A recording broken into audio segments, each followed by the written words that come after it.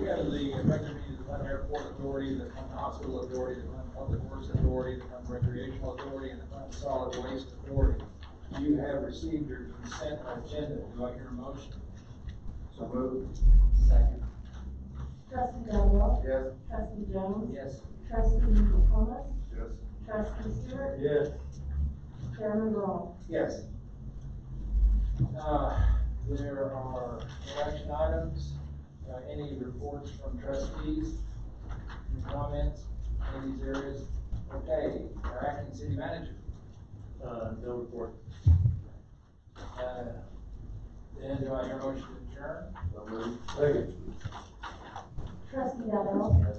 Stewart? Yes. Trustee McComas? Yes. Trustee Jones? Yes. Chairman Brown? Yes. Mask, it's the mask. Yes. Call to order the regular meeting of the Clinton Industrial Authority. We received your consent agenda. Do I hear a motion? So moved. Second. Trustee Daniel? Yes. Jones? Yes. Trustee Stewart? Yes. Trustee McComas?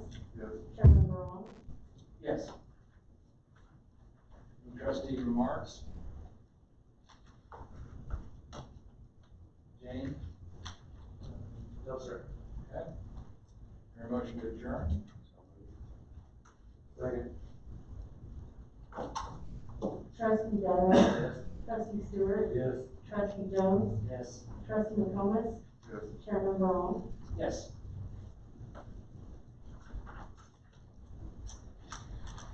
Call to order the regular meeting of the Clinton City Council. You have received your consent agenda. Do I hear a motion? Second. Councilman Daniel? Councilman Jones? Yes. Councilman Stewart? Yes. Councilman McComas? Yes. Mayor Brown? Yes. I'm taking a little liberty in reordering our A, B, C, D, E, F, G action items. And we're going to begin with B. Consider to take action on the external auditor letter of understanding and engagement. Gene, you can help with that? Deborah, would you address that? Yes. Britton Kirkendall and Miller have performed our external audit of our fiscal year in June 30 financials for several years. This is just a renewal of an engagement letter for their services. They usually come in October to perform those services and spend about a week and a half here going through everything before they come and present to the council.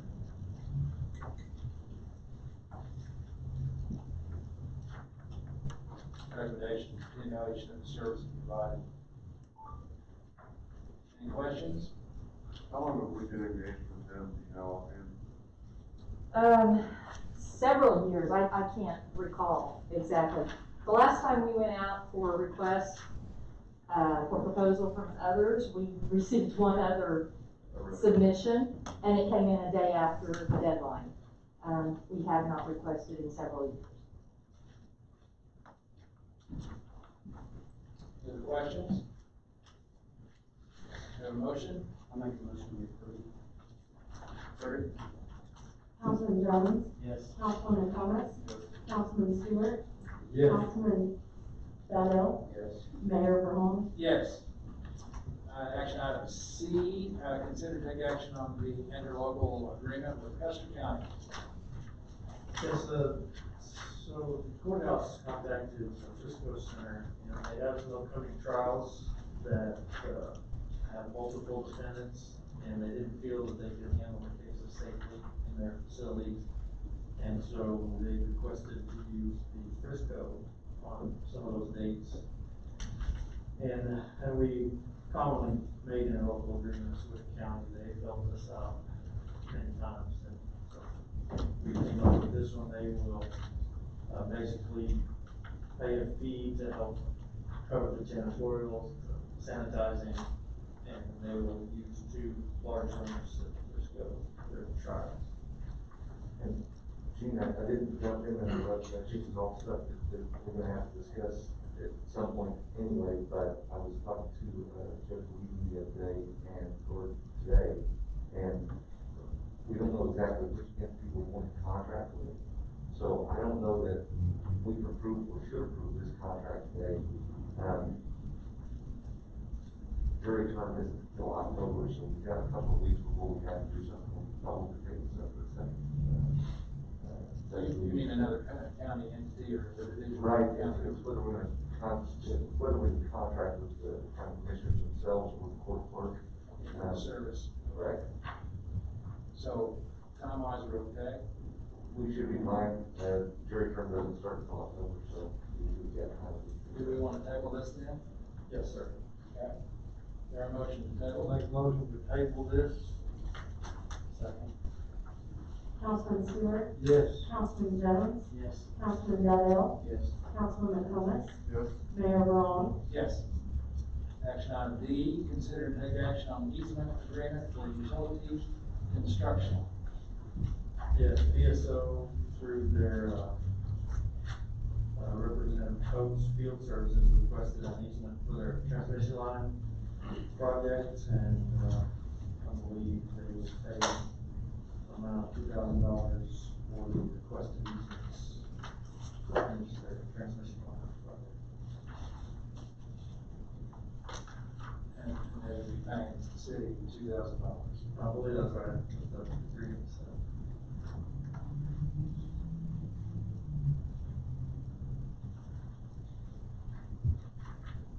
How do they come to that figure?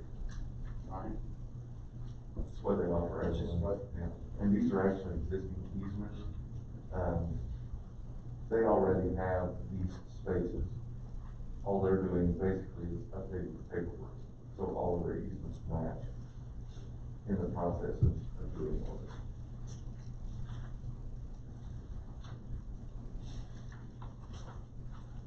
Make a motion to approve the request for the easements.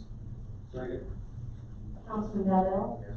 Councilman Stewart, Yes. Councilman McComas, Yes. Councilman Jones, Mayor Brown. Yes. Action item E, consider and take action on resolution number 912 pertaining to CARES Act funds for public safety employees. Yes, I'd ask Deborah to speak to this one again. In a recent, conference with the governor's office and others, the approval of the use of these CARES Act has been changed somewhat to include complete coverage of police department and fire department personnel costs, including wages and all the matching benefits. From the time period of, I believe, March 1st through July 31st. Yes, July 31st. With that number, the amount that the city of Clinton is subject to be able to receive back in reimbursement is over $700,000. We've already been, this resolution is what's needed for us to be able to submit for those funds pertaining to police department and fire department wages. So that resolution has to be passed. But I just want to update you also. Shauna Sturmer has been working on collecting all the information for all the PPE that has been purchased, any kind of equipment that's been purchased that we've used so far. The departments have been very good about getting that information to her. We've already requested prior to this notification, I believe, and some wages too for people who were non-essential who had to be off work. I think we've already requested today about $65,000. So we'll be able to request all the way up to the $700,000. Amy Jones is our payroll person. She had calculated all of that, and we're already ready to request for the balance of that $700,000. So Amy and Sean have been working on that. Wow. I'll make a motion to accept resolution number 912. Amen. Councilman McComas, Yeah. Councilman Donnell, Yes. Councilman Jones, Yes. Councilman Stewart, Yes. and Mayor Brown. Oh, yes. All right, now we'll move back up to action item A. We have guests here tonight who will be presenting to us the area of our COVID-19 experience certainly in Clinton, and we're honored to have the superintendent of schools here, Tyler Bridges, Dr. Blackburn, who are not really here, I guess, together, but they wanted to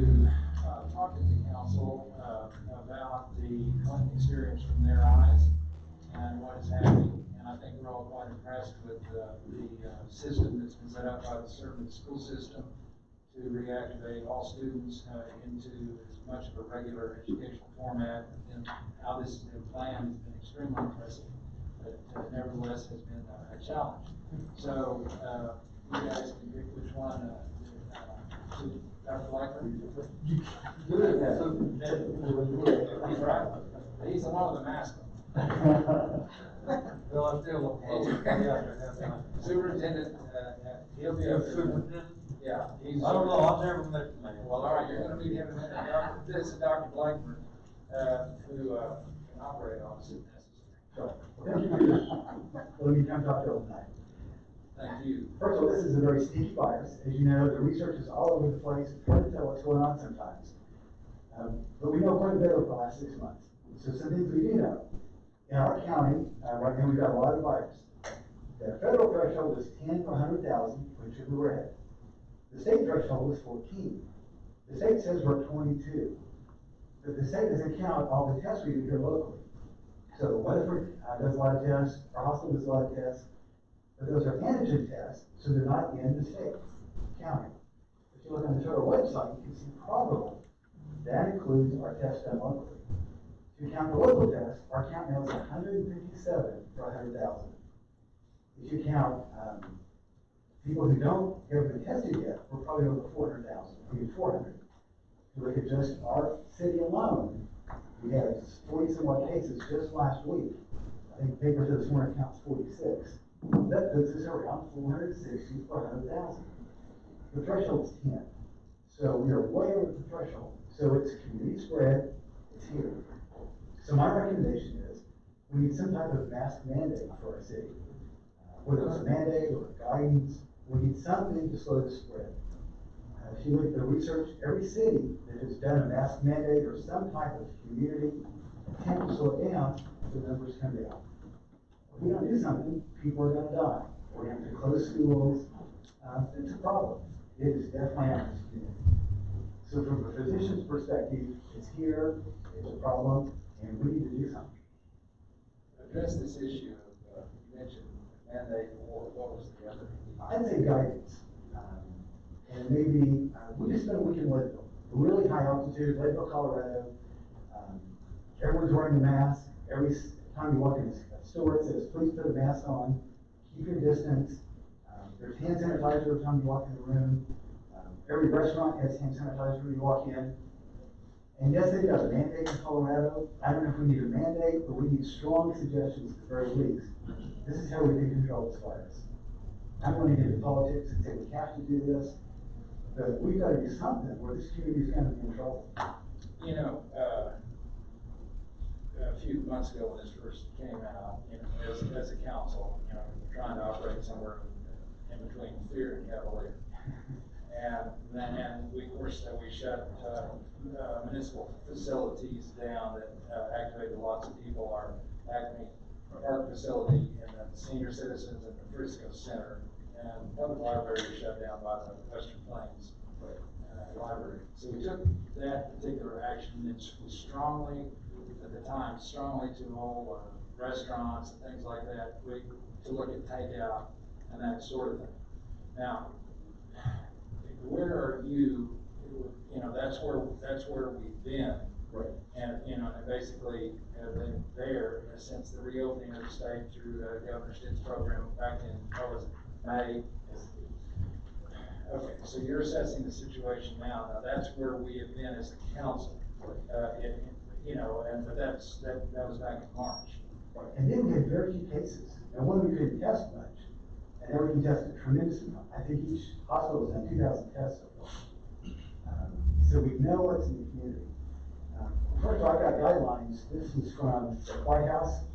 I've got copies that you guys would like. Now, they're pretty specific about what we should do when it counts over 10. Remember, we're at 157 for the county, 400 for a city. So that number is high. So I would recommend close, what they say, close bars and gyms, 50% capacity in all facilities, restaurants. Eat outdoors if possible. It's hot, we're not going to probably do that here. Another recommendation, let me see this. First of all, I'd say no singing in public. That's a great way to spread this. And go through down. The biggest thing is hand sanitizer needs to be available wherever you go. And we need to encourage masks anytime you're going to go within 6 foot of somebody else.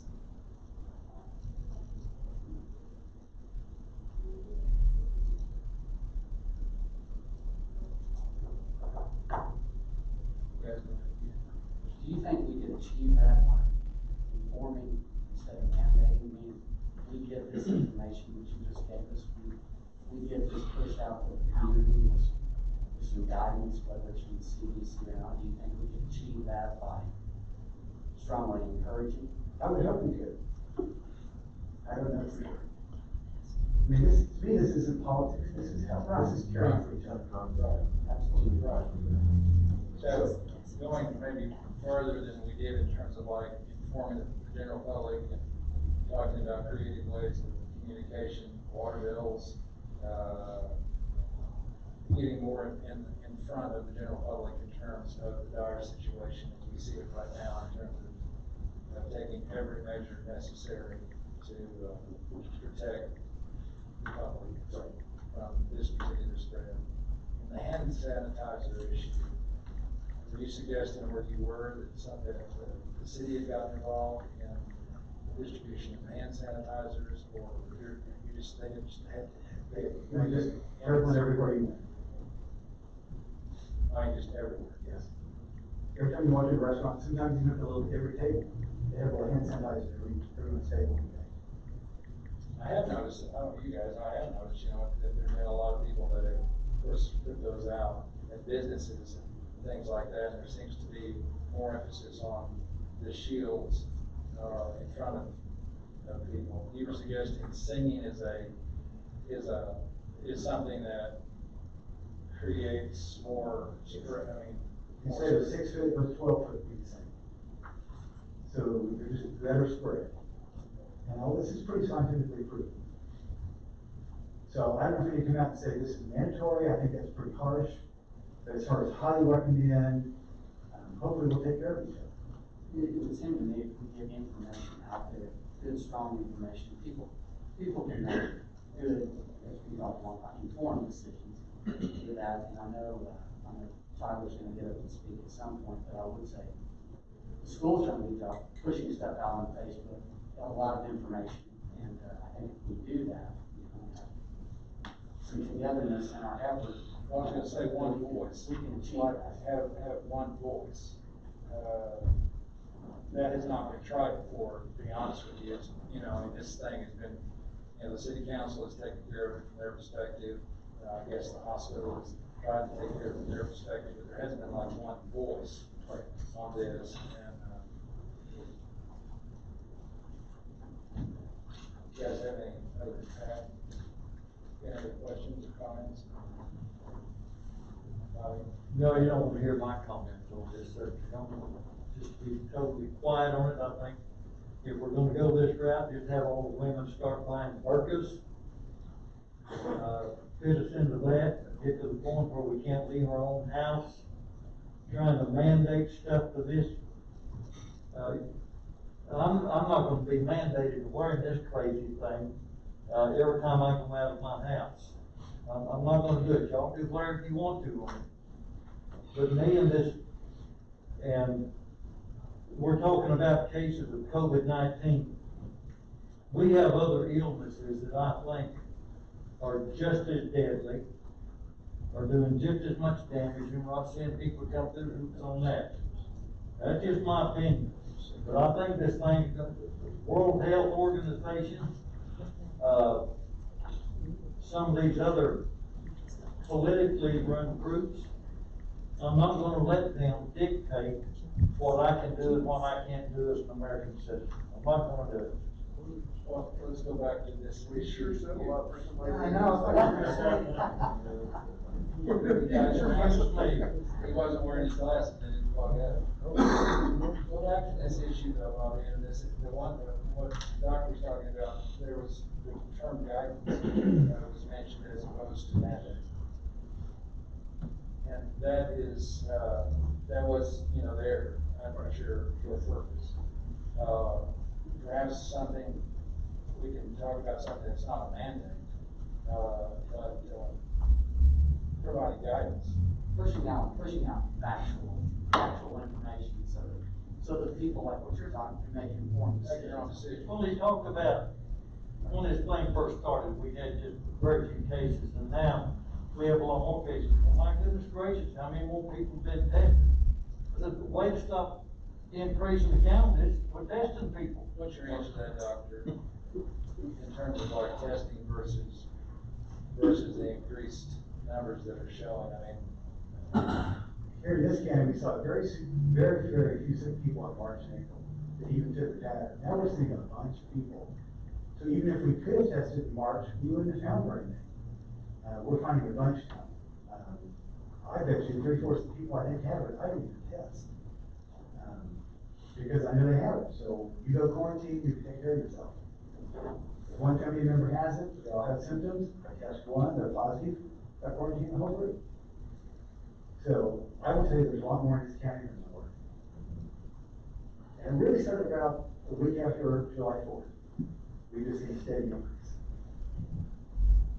right after July. So yes, I mean, each of our hospitals has done over 2,000 tests. One has done 2,000 tests, we've had 40 positive. Weatherford 2,000 tests, 218 positive. Explain again what the difference is. I mean, what they're not testing or what they're not showing. Are you saying there's more in Clinton than there is in Weatherford? Right now there is, according, yes. Okay, now answer me this, is Weatherford and Swallowsoo counted in the same thing? Okay, as far as the state is concerned, it's where your county of origin is. But as far as I'm concerned, it's who's tested in this county that matters. Sure. And those numbers are, that's why I'm voting. I tell each hospital, I've done my due diligence, this county has a bunch. Well, I asked the health department specifically about the Clinton numbers, and they said that if you came in with a Clinton address, then that they don't count somebody who comes in from, say, Cordell or someplace else that's tested in Clinton, correct? So That's in right. other words, you're saying the Southwestern situation, that if they have addresses outside of here, they may very well not be showing on the testing. That's correct. Because they would go back to their county of origin, is that correct? That's correct.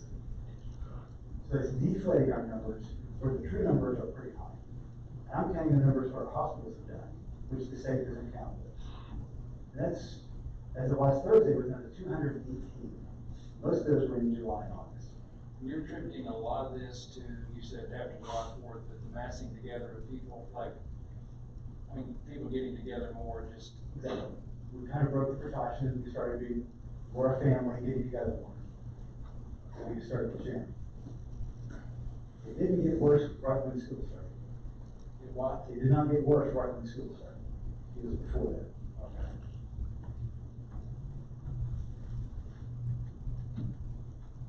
Any other questions? Well,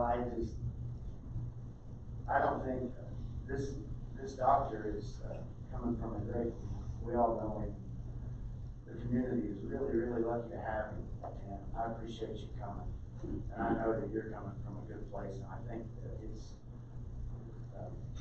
I did not take this as we've got to do this, but we have to do something.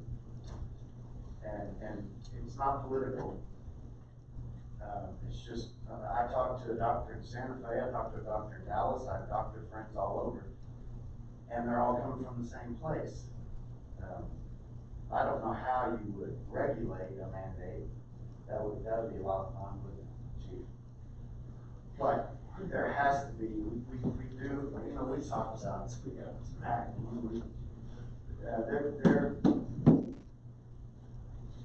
I appreciate you coming and saying that, because us five behind, we have no credibility there. And so, that gives us a little something to stand on, right? So, we might have something from one side, but I'm telling them, we hear you and we know that I've got a guy out that works for me that's out for 2 weeks, he hasn't. And I thought that would never happen, so it's But, well, I appreciate Tyler coming along. It's this issue where for the council to feel like it's part of the entire community, we have to be competitive to a degree. You guys are you're out there in the middle of it. And, this makes a great deal of difference. And I echo what Ernie said, how much we appreciate you bringing your professional. But I think it's something to be said, we can't make people do that right now. We can take care of our own facilities, and we can spread knowledge and information, and. Well, do it a little bit more coordinated, do it maybe with more, Yes, sir. and But more. to your point, Bobby, It's just, it's a guide, it would be guidance that we've done. Recommendation. Yeah, and just do a better job of that. Because the information's all over the place. So if we can dial it into our backyard and give it to the people, they can make the decisions. And I appreciate you, Karen. Thank you for the chance to talk to you. Thank you, Dr. Appreciate it very much. So here's. Aaron, welcome. Welcome. Bobby, this is Tyler. Behind the mask. No, I appreciate you all, having, Dr. Blakely and myself come share some information. I have more just information from the standpoint, obviously, from the school and what we've seen thus far. This is our 9th day of school was today. Obviously, we started on the 20th. And the first full week of school was very interesting. We're obviously kind of at the epicenter of things. In many ways, the school is a reflection of the community. And we had an interesting week last week, and I appreciate Mayor Braun inviting me here. You just really don't see some numbers of some things that we encountered this last week, because obviously when you talk about boots on the ground and Mayor Braun being right in the middle of it, we're right in the middle of the fray, because obviously we have a lot kind of going in terms of trying to keep 2,500 students and staff members in a safe environment through which every day, which is pretty challenging because there's a lot that's coming to us, obviously, with things that bring into our schools as opposed to getting it in our schools and bringing it out into the community. So on Monday, which was obviously the first day of the first full week of school, we had 12 call-ins of positive cases amongst our student body by noon on Monday. New cases. New cases, yes. We had over 50 students in our district that were quarantined prior to school even starting. Those were from exposures in the home, those were from positive tests, those were from exposures at family events or at work, those types of things. So we started off with students that were not even able to start school, employees as well. We had 12 employees that were on quarantine due to exposure, which is defined as 60 or less for a period of 15 minutes or more. And that's obviously defined by the health department and by the CDC. Those are guidelines that we're governed under in terms of quarantines and mandates with that regard. We do have a mask requirement for students 5 to 12. We have done a lot as far as PPE and sanitation and scheduling and busing and just spending weeks and weeks in terms of planning for school this year. But those two things in terms of what to do as a positive test and what to do when there is an exposure and what actually is considered an exposure, those things are given to us by the CDC through the state health department down to the local health department. By Wednesday, we had 21 positive cases in our district. Luckily, out of those 21, 10 of those had either not attended school or had become symptomatic in a time frame in which we were not required to contact trace those students in a classroom environment. And we are up to 26 positive cases now with employees and students across the district. We've had 3 positives amongst our staff.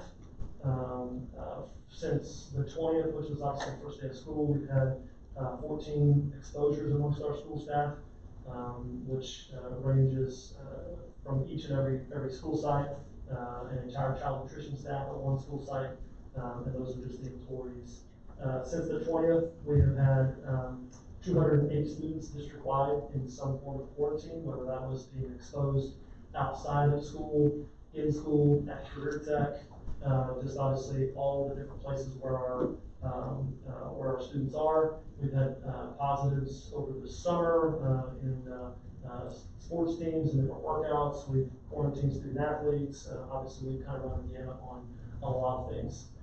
One of the things I was talking to Mayor Baron about is, I can say with relative confidence, maybe not to start this week and moving forward, but especially in the first 7 days of school from the 20th, obviously, till this last Friday. I can say with relative confidence that none of those COVID cases originated in our school. Those came from the community into the school. And once we see that start happening, which obviously that is happening, then it's going to start multiplying, because obviously we know what flu season does, and strep and stomach bugs and those types of things do in schools. And that's what we're seeing now. We have had our first few cases of students that were in quarantine due to exposure. Two of those cases in school, one of those cases out of school that went from an exposure to actually turning into a positive. And so now we're kind of starting to see that next little wave of things happen. So just from a number sense, that's where we are right now. We've got positive tests at every school site. We have students in quarantine at every single school site. And out of those 20 plus positives we've had amongst our student body, we heard a lot about asymptomatic, non-symptomatic, all those types of things. Out of those 21, we have only had 2 students that were not actually sick. Students that are getting sick, and that's all the way down to pre-K as well. All of our employees that have tested positive have been physically sick, and some of them have gone through some pretty rough patches as well. So we have had at least 1 positive within the school 9 days. We've had at least 1 positive on 6 of those 9 school days, somewhere in the district, whether it's an employee or obviously a student. And so we're just going to continue to see those things as long as, again, some of the information Dr. Blake would share, as long as it's in our community as much as it is. We are seeing, which is very interesting, a lot of our people are going to get tested.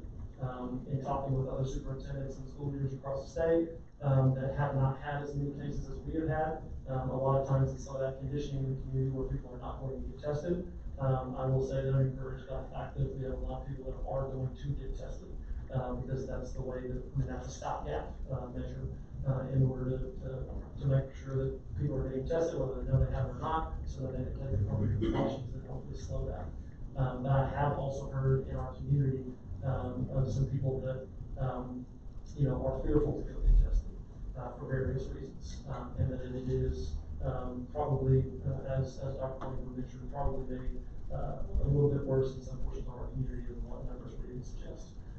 And so that's what it looks like from the school perspective, obviously, because again, in many ways, the school district is a reflection of the community, and we're going to continue to be a reflection of the community. So. Are you seeing the biggest numbers at the high school? All over. So it's 5th through 12th. The biggest numbers are at high school. Mm-hmm. Your grade schools, are those numbers staying low? I mean, are the little kids doing a better job of keeping the mask on in the high school kids? To be quite honest with you, we've had, I didn't bring the breakdown per site. I mean, we have had 1 positive at our middle school. We've had more positives at any site at the high school than any other, but we have had at least 1 positive I'm at just every wondering school. why it's lower. Well, because I would guess the high school kids are out in the community more than the More little so. kids are going to school and then going home. The kind of the second wave of things that we were seeing was not just being in quarantine from exposure at school. It was calling in and saying, hey, I worked at, such and such, and I work on a crew with this guy I got exposed. Or, I was at a family reunion on Saturday, sat next to mom for the whole time and found out on Monday that he tested positive. So now we're getting whole households that are in quarantine, and they didn't get exposed to school. They got exposed from a positive, parent or family member or something, but they still can't go to school. You know that you're tracing mostly, in terms of what you're suggesting, that it's coming from in the community to the school instead of.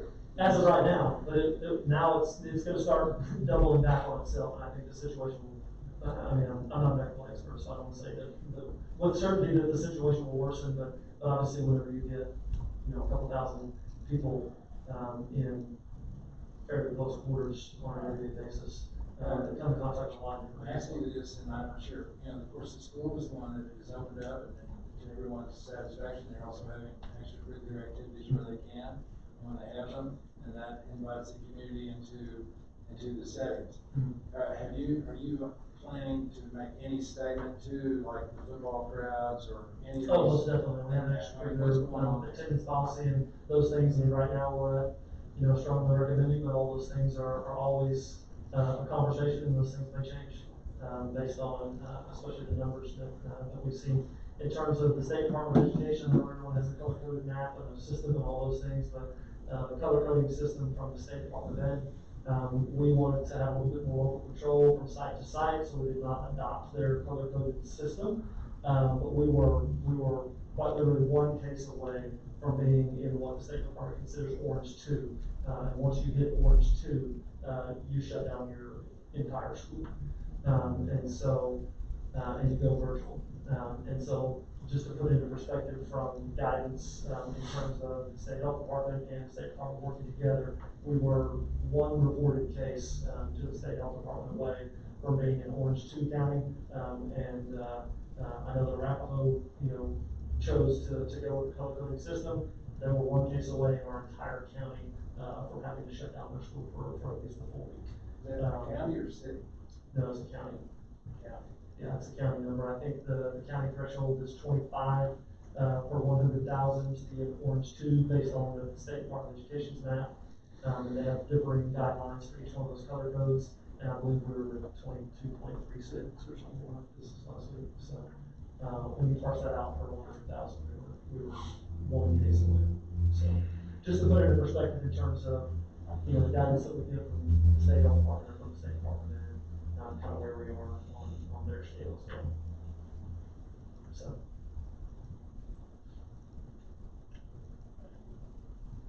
Specific question. We appreciate the support, and from the community, we've got a lot of understanding, a lot of patience, so we do appreciate that from the city perspective. Well, I think I've said for myself and perhaps others, it's been impressive how the school system has organized themselves, and it seems to be a model for those who pay attention in terms of Plan A, Plan B, Plan C, how you're And so forth. And so forth, and so forth. We were playing Tipton last week. You came in. And, one of your assistant principals, he's on his phone the whole time, he's going, talking to these kids and making them get up and get away from each other, and, he's working the whole time, and I asked him, and it was hard for me to believe, but he said, in about 8 or 9 minutes, get up and walk away. In terms and of, come back, is that a fact? That's in terms of the guidance that we receive, I mean, it's hard to put a stopwatch to anything. I compared it the other day to, you can read the back of a honey bottle, it says don't give honey to a kid under, 1 year of age, but when it's 364 days of age, is it gonna kill about anything? The 15-minute rule is just what we're getting guidance, under 60 or less for a period of 15 minutes or more. So if you break it at 12 minutes and leave for 10 and come back for another 10 minutes, does it make that big of a difference? Maybe not. But whenever we turn over information in a positive test, or we're notified of a positive test by the health department, we turn over all of that information to them, and they start contact tracing. And sometimes that includes contacting the individual and saying, who were you around, approximate times, who were you exposed to, those types of things. So, because we have to do, we know where your student is, almost every single minute of the day at this point, because anywhere that's possible to have structured movement, seating charts, groupings, cohorts, pairs of students, all those things, we have those things recorded, because whenever we get a positive test, we have to be able to move quickly, and turn that information over to the county health department so that they can begin contact tracing and figuring out who it is that needs to be placed in quarantine and who it is that just needs to be notified and monitored their symptoms. So that's been an interesting process. I think it's been very impressive what the school has done. I have 2 of them in there, and you are doing all you can to stay open and to keep them there because you understand how important. I mean, my kids cannot wait to go to school, and that's never been that way. They need to go to school, and you understand that, and I just keep waiting for the day where you shut her down, you just. We're Fighting and you educate them, it's been very impressive. appreciate that. We've been from day one, very much so, that we're going to be in as long as we possibly can be.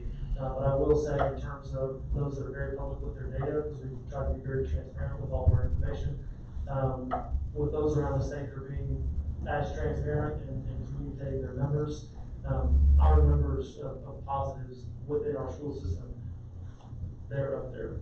I mean, they're up there with some schools that have multiple times over the amount of students that we have. So it's a very real issue.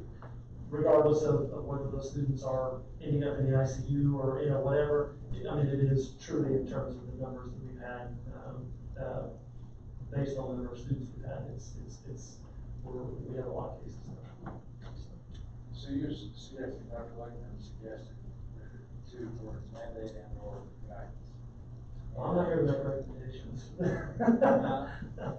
I think at the very least, in my opinion, at the very least, there needs to be some very unified, guidance, whether that is, everybody on the same page, some sort of campaign, I mean, just something. Because to hear the real information and the real numbers, I think would, for some people that maybe aren't plugged in, don't have kids in the system or, those types of things, I think it would maybe be surprising, the numbers that we've seen. So, but I'm obviously not here to make recommendations. No, we thank you though, just like we did the doctor. I mean, we've got to have some data to understand in order to make, decisions at this level. We all live together in this small world. Yeah. And that should be an advantage. You should be able to give guidance. And I think, one voice time of that. And I do know that some of the statewide numbers that we've seen come down, I've seen some really interesting graphics statewide, from some dates of some of the larger municipalities and other, cities across the state that have had some sort of ordinance, and the downticks, that's created. So in terms of its effectiveness, I'm not sure that it can be argued against. Now, so that magnitude of decision is already all our favorite money that you want to feel in city council. All the free folders copy of that. That's it. Yeah. Any other patch or anybody? Are you enjoying the first year back?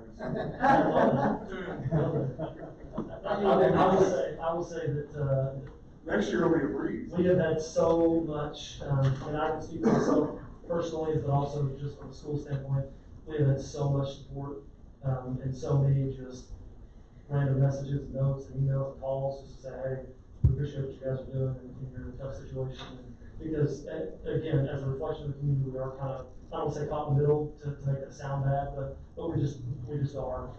We deal with the situation as it comes to us, and sometimes we don't have a lot of control over that. How many students do you have? 22,000 something? 2,200. 2,200. How many staff?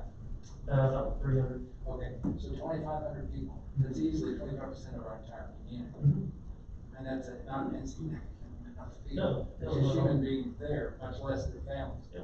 So I think that, we should be able to find some way to become more effective in encouraging people to be safe and see if we can get this to drop down. Awareness is always a good thing. Awareness, yeah. And that's kind of what you're doing, you're just, because the dome, you're not required to wear a mask. Again, it comes back to, we've had conversations, I think, that, about enforcement and those types of things from other communities and stuff, but again, that's not something that is out of the realm of possibility for us. It's probably I would say it's probably getting closer, than it is further away. Just because, we are, just when you look at numbers, we are in a situation where we do have community spread. There are a lot of cities and towns our size or smaller that have had higher case numbers or seen really big spikes, but they've had, they have a correctional facility, or they have a nursing home or a long-term, facility or a hospital or something where they've had outbreaks, we've seen some pretty good numbers, and all of those have been just in the community. And so I would say that's never off the table. So. Well, in essence, you guys did mandate to the students, I mean, they have to Yes. wear fifth grade up, I mean, that is, And we have had, zero's an absolute number, I won't put that out there, but we have had virtually zero issues with our students, because our students want to be at school. And whatever they feel like they need to do to be there, they'll do it, and that has not been an issue for us, so, which I've been really thankful for. So. Thank you.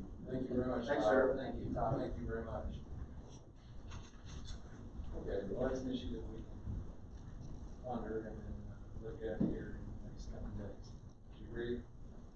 I can't hear you. I say we'll ponder this, information and then what might be a suitable, movement by the city council to be helpful in terms of, having one voice, encouraging people to be safe. We can do that in the next coming days. We can even do that in form of a special meeting. Yeah, it was. Okay. The, next item, and our last, action item is to, not last, but, consider and take action on accepting the award of the CDBG grant for the tax system at the Clinton Lake project. Gene, you gonna start that off? I'll try. Okay. We have been awarded the grant that we did apply for. It's for a power activated carbon system for the lake project, which addresses odor and smell or taste issues. And I'm gonna ask Johnny O'Connor to address the need for the project. Johnny is, our account manager with Infomark, who operates the RO and the wastewater treatment. So, Johnny, thank you. Johnny, come up.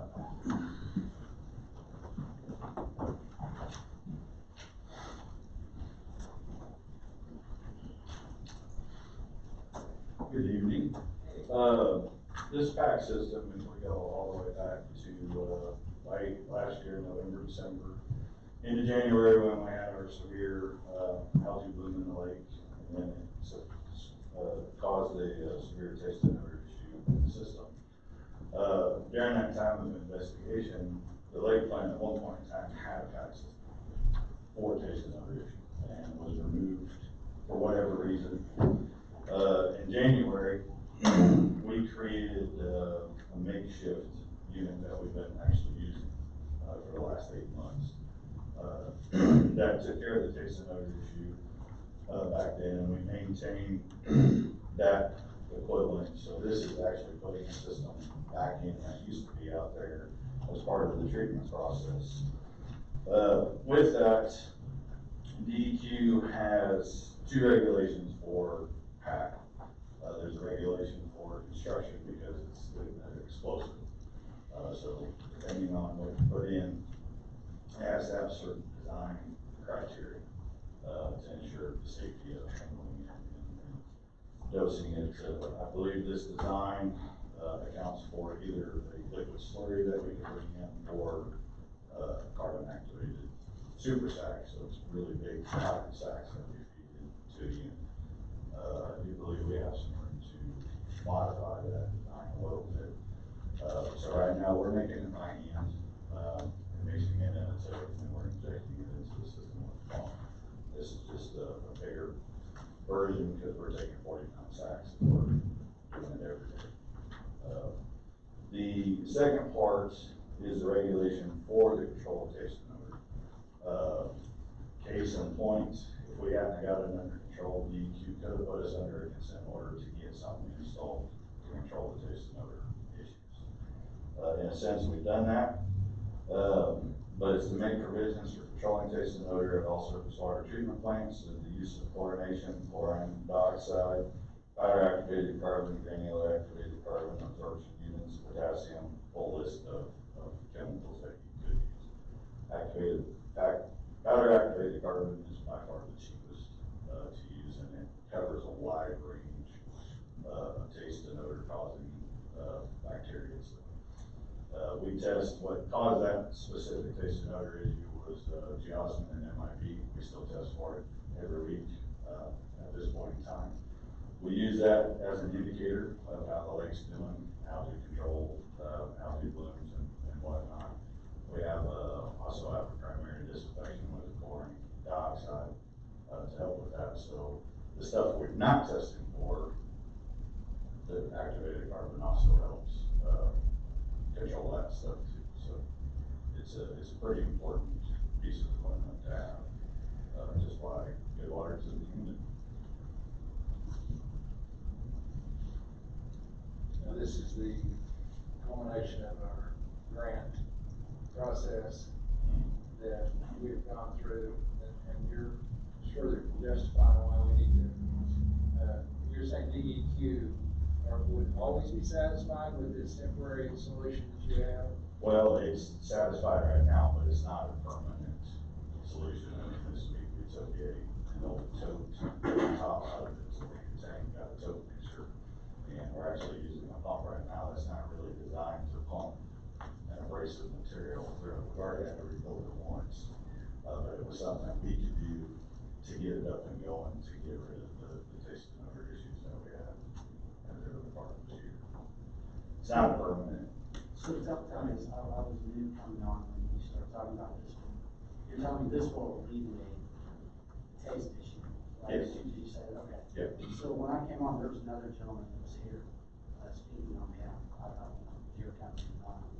He mentioned a device monitoring system, that I laughed, because it's amazing, you can fix it for $35,000-$40,000.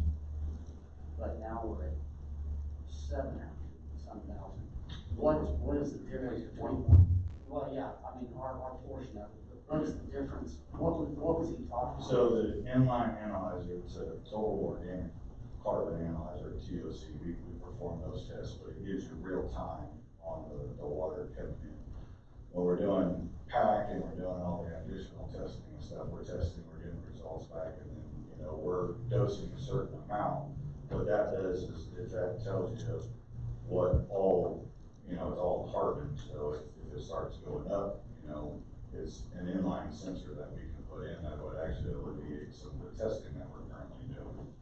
It wouldn't alleviate the system to control the taste and odor. It would just give you a baseline that we can constantly read, like a flow meter or something like that. It says, hey, you need to do this now. So we can adjust the chemical feed to say, hey, this has gone up, so we're gonna dose more, just in case, it's an issue. I'm having a tough time, I'm gonna ask you to speculate. You said something about we had this pack filler, and then for some reason we just got rid of it. Is that right? Yeah. That was before I was. I understand, that's what I was speculating. What does that mean? Well, the system was originally put in when the plant was built, and it was there. And I don't know exactly when, but at some point in time, when, it was decided to make room for the, Well, this is speculation, and I plan on getting some more information, but we had the chlorine leak 2013. 11. That deal with Vegas. And it destroyed quite a bit of stuff that we're still repairing to this day. And I was speculating the carbon filter system was damaged and not being used. and we're not for sure. How long, what's the life expectancy of this system? Equipment wise, they won't go past, they'll tell you 10 years if you take care of it, maintain it, and do all that. You can usually extend the life a little bit longer. It's hard to say on tanks, it depends on the kind of tank that they get. You're sitting outside, so it's gonna be maintenance, so, it could last 15 years, or it could last 5.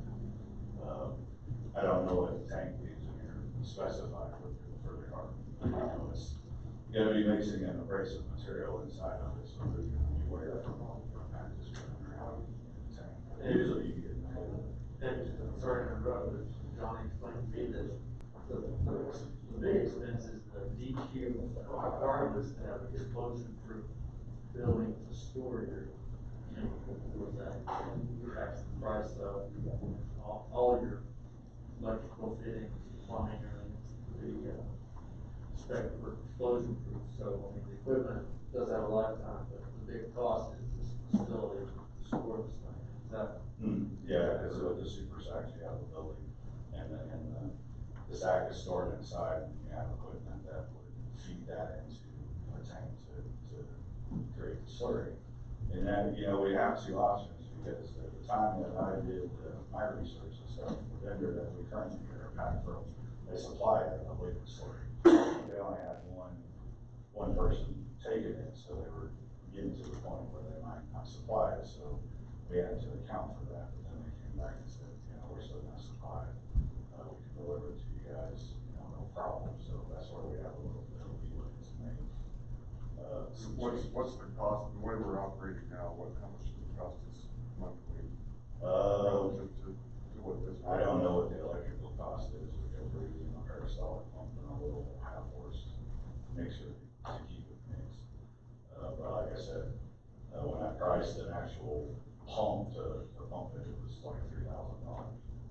And you know, you got hoses on it, that bigger bags that we take and stuff, so it's more designed to actually feed it. So the cost, I think over almost a year that we've been running, and we replaced a couple pumps, we just kind of changed the designs with it and stuff. We probably spent maybe $1,000 on the equipment. Once Clinton does this, we do this, and we accept a grant, and within our $700,000.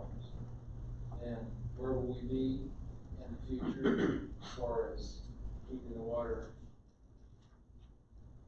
tasting good?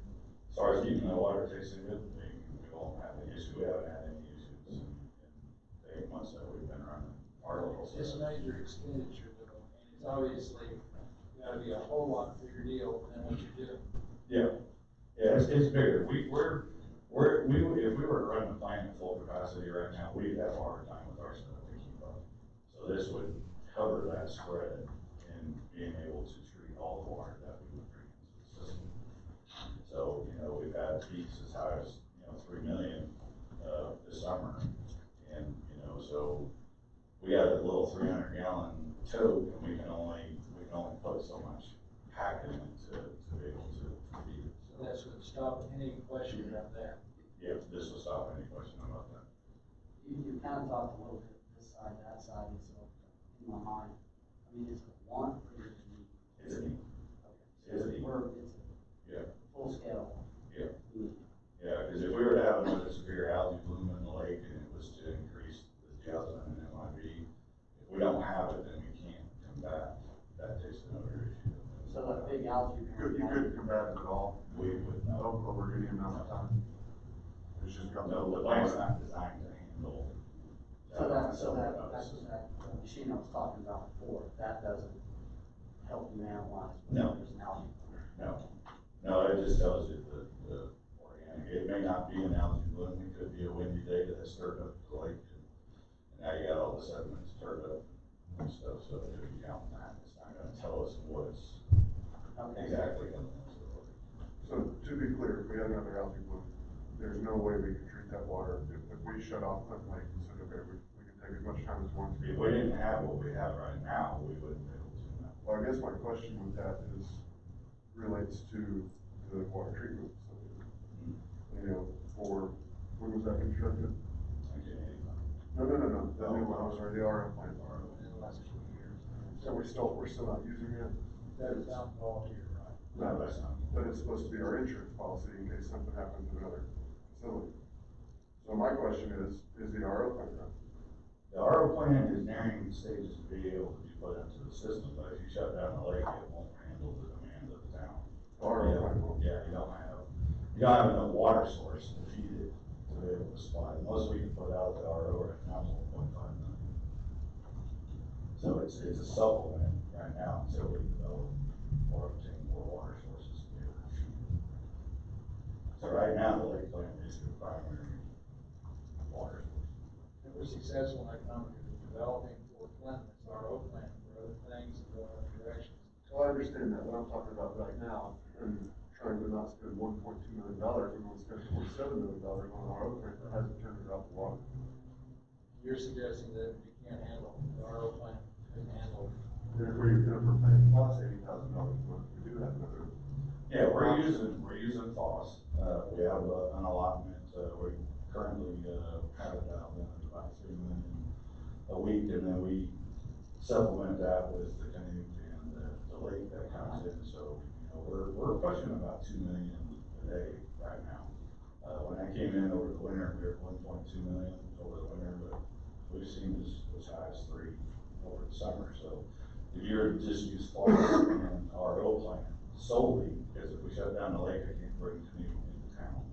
Is Canoe online? Yeah, we use canoe every day. That's like 350,000 gallons a day.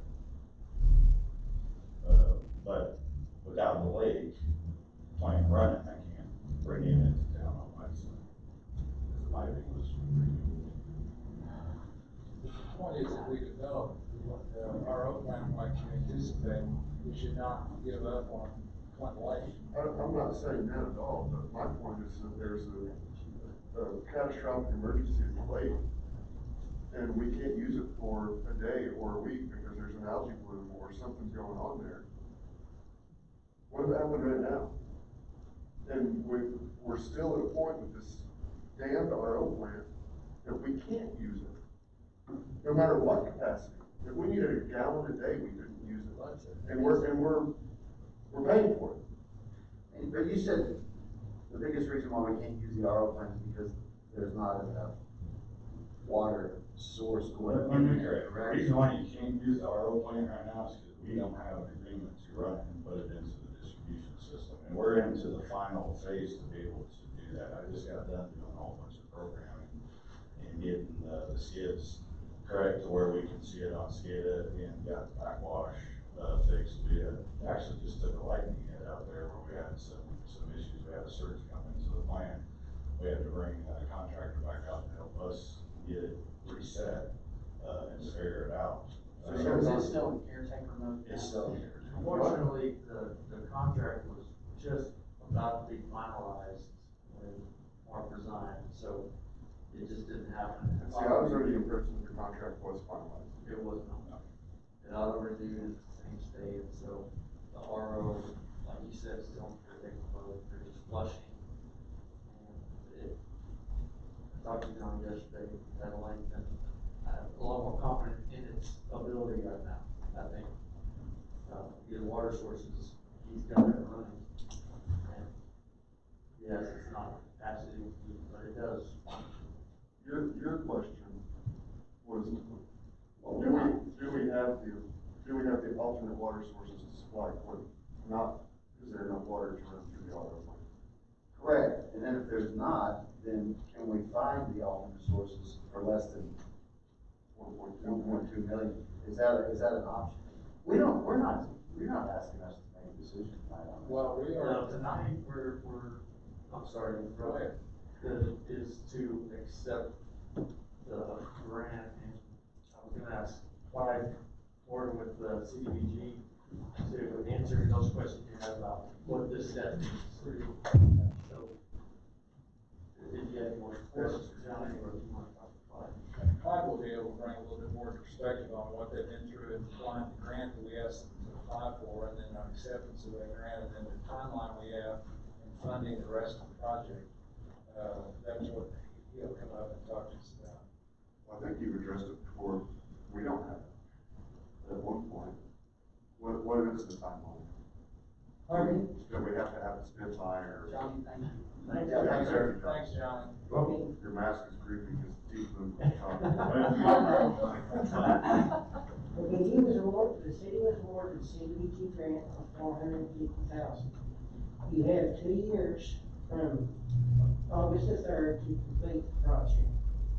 But you have 120 days from August the 3rd to get release of funds in environmental review. So if you are gonna sign and approve this contract tonight, that's found in the Department of Commerce, you are gonna proceed with the project. But you have, like I say, you have 9 months from August the 3rd to start construction on the project. So we're locked up. How long, so did you, as you said, how long do we have to decide 100% that we want the money or we don't want it? Normally they go ahead when you send the notice of award, you go ahead and accept it then. But you're already 30 days, we've already went 30 days, so I don't know how much longer, I can't honestly answer how much longer they'll give you to accept the award. But see, you have 120 days to get release of funds. So if you do the project, we have to do an environmental review of the project site, and then get those conditions, satisfied, and then as part of the release of funds, we have to, show that you still will come up with your part of the matching funds at that time. So in the event that we voted on it tonight, we accepted it, and for some reason, 2 or 4 weeks later, something changes, what are the optics of that? If you do accept and sign the contract, you would just have to write a letter to the Department of Commerce explaining to them why you don't want to accept them or proceed with the project, is my understanding. The grant. Does that happen? Not very often. We have had some where they started on the project, then they changed the scope. But I don't know, that would be up to the Department of Commerce to decide whether you can change the scope of the project activity or not. Once it's all, say we put all the money together, this 1.2 million is ready to go, then that is overseen by our city manager, and the process of engineering and that sort of thing. Yes, and then we do have, there is, some funding in there in the grant for 28,000 minus the 450 minus the 28. But there is 28,000 in there if you so choose to have SPOTA assist you with the CDBG grant. And we do the environmental review, and we do help you, assist you with the release of funds. These are federal funds, so we have to bid it out. We have to have data inspect and wage rates, things of that nature requirements in the bid package. So you'd be working with our city manager. Yes. In essence to the project. And then we do wage rate interviews. We go out, the workers have to be paid a certain wage that are working on the building, things of that nature. And we help you with the grant terms. So do you think it's gonna be detrimental if we wait another 2 weeks before we make a decision on it? To gather a little more information on the back end for us? I think you can, if you would like, I can send a message to the Department of Commerce tomorrow and ask for their response if you want me to do that. I could do that. Saying you want to wait 2 more weeks before you make a decision. Before we accept the grant, and then make a decision to sign off on our part of it and get the project rolling. If we were gonna do that, there's some more I's to dot and T's to cross conversation. The thing that I want to make sure I understand is that you're suggesting from a professional standpoint that this lake could not be handled without this new charcoal system, or this carbon system, could not be handled with another algae bloom. No, not with what, I mean, what we had is working, but it's not a permanent solution. This is operational engineered to get a problem solved that we had at the beginning of the year. So, you know, if we don't make a permanent structure to help us dose that, then over time, I'm just gonna keep spending money on. Let's go to this issue, the RO plant. Let's just say it was running. Let's say it's rocking and rolling. Let's say that we delay doing this process and we bring the RO plant in to help us with whatever the Flint Lake need is. But the future of that would be difficult for us if we decide the RO plant should be used for other points of economic development or sale of water. We need both spots. You need both spots. Right now, the RO doesn't have enough water supply to run it to meet the paying. Well, even if it did, even if If you it put the other did, ballots in yeah. there, if we have, if $3 million, I can't remember what the capacity is, 4.8 million. Yeah. Okay, Or- if we did that, in order for us to grow economically and to use that system, we cannot think about taking Clinton Lake process out of the picture. That would be Not at this irresponsible. time. Yeah, not at this time. Well, under what circumstances could we do that? Well, you guys, the RO would have to be built out and be able to handle the supply. But if we do that and we end Clinton Lake's viability, then RO is then destined to strictly provide water for Clinton. Yeah. And could not be used as an economic tool, or its capacity would be taken by Clinton if we don't have Clinton Lake. If you build it out and you have the water source come in and you can supply the 4.8, you wouldn't need Clinton. Unless we had other things we Had wanted other to do things down that the you road needed to to do, develop yeah, Clinton from the then you would standpoint, still from an need- economic industrial standpoint around water, Yeah, correct? you would be either adding to the RO plant or you would still be running. What about these 5 wells we drilled, and spent so much money on? Where do they come in all of this? Aren't they supposed to supply the RO plant? Are we supposed to When be? you talk about the golf course well and the Dixon well and you talking about those wells? I'm talking about those 5, yes, those 5 wells we drilled, that was supposed to be the catch me out on all of this stuff. And I've heard the statement made in this city, that with those 5 wells and the water sources we have, Clinton will never be in trouble for water again. And now I'm hearing that we're fixing to go through a drought. No, we're talking about hypotheticals for one thing. We're not talking about something that's actually existing. The drought hasn't happened, that's hypothetical. And growing industrially around that RO plant, that's hypothetical. But those are things that are serious things that could happen. And our future in terms of progress may be very well around that RO plant. It may be bigger than just supplying water to Clinton. If we have Clinton Lake, we have Foss, in other words, I'm thinking about hypothetical, Bobby, I'm not talking about it happening right now. I mean, you're trying to make a decision, we spend $1.2 million on a carbon system at Clinton Lake. I'm just putting it in perspective in my own brain, what would make sense on that? You're suggesting we can wait and you're gonna, I can, contact them and ask them, they might ask that you send them a letter explaining what your concerns are.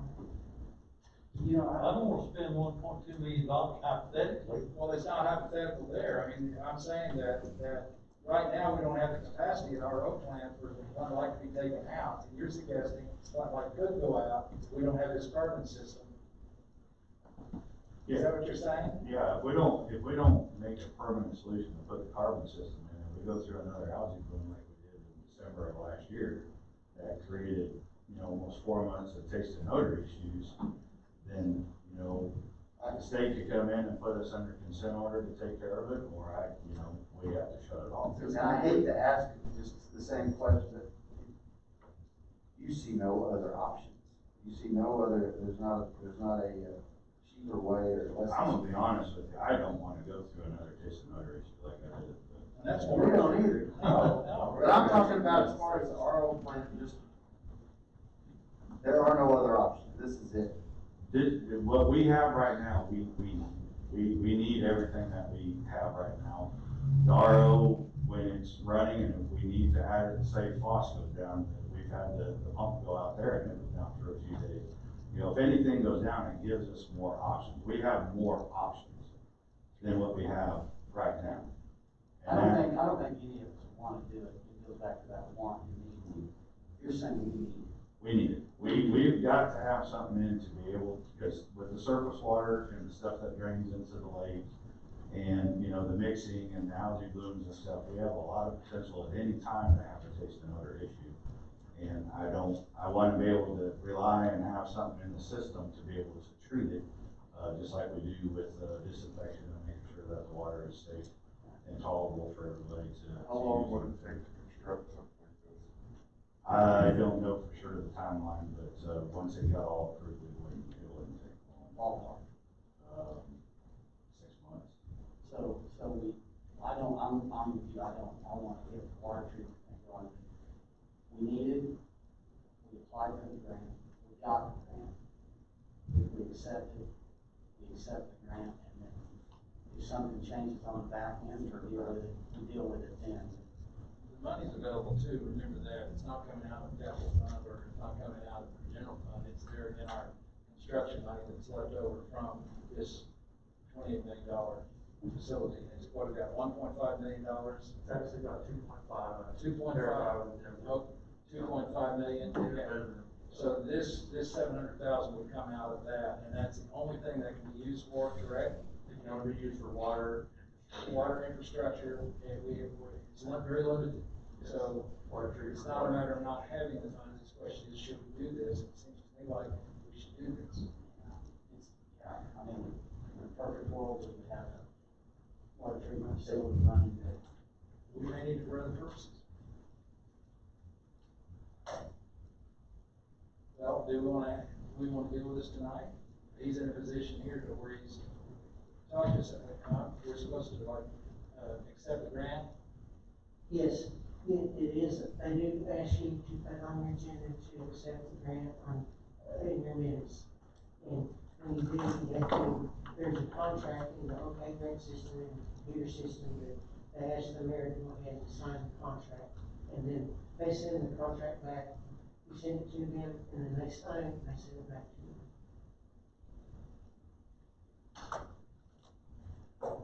And they do ask, so, when if you do sign, and then you will be responsible for the 749.